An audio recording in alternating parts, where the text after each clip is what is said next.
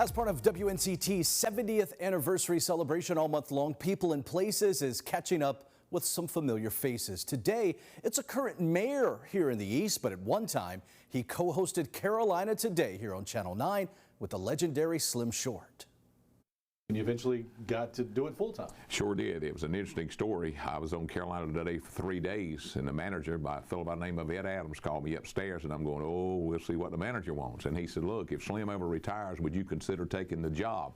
I said, sir, you'll never have to ask me again. That would be a boyhood dream, which was already been answered just by being on Carolina Today with him. And so I was pretty much handpicked by Slim to follow him when he retired, which came a few years later. Carolina Today is for people who grew up in this area, who even moved to the area. It meant a lot. It did. It was a way for people to come in and talk about what was going on at their festivals, their church. It was an opportunity for operations to get the word out. It was a way that the government could get certain words out.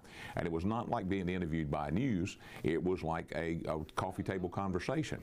If it moved through Carolina Today. For you as a local, what did it mean to work there on that show? Oh, you know, of course, Slim was a local star. Slim went to Rocky Mountain, got on a train in Wilson, went to Rocky Mountain, drew more people than the President of the United States. You've got a picture of that. He was an icon. He was a legend. And when he called me, it was an interesting story. I just got home from the Gulf War in '91. I didn't have a job. I had a paycheck coming, one more paycheck coming from the United States government. And Slim called me and said, John, said, look, everybody that works as a co-host on Carolina Today is out. Nobody else is available. You were my last pick. Can you help me? I said, Slim, you mean I'm at the end of the bench? He said, man, if you don't help me, I don't know what I'm going to do. And so it meant a lot to me just to be on Carolina Today. So I finished up that week, and I'm on top of the world. And then he says, can you come back this week?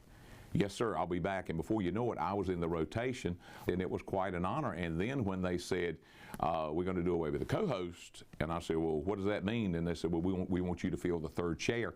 And that's when myself and Diane and Slim, that was the Carolina Today crew, along with John Spence and of course, Jim Woods and the staff there. What's life like as the mayor? Oh, well, I heard a guy say that the mayor's job was 2 hours a week. And I thought to myself, I said, we'll see about that. It's 2 hours before you ever get your first cup of coffee.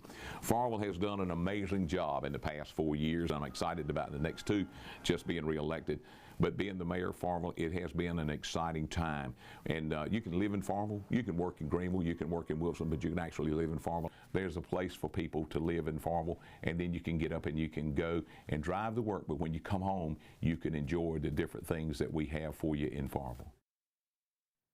And you can listen to my full conversation with the mayor. Find it on the latest People and Places Extra podcast on the WNCT Podcast Network or wherever you get your podcast. And you can see more from John Moore and so many more familiar faces as we celebrate 70 years of WNCT on our 70th anniversary special. You can watch it anytime over on WNCT.com.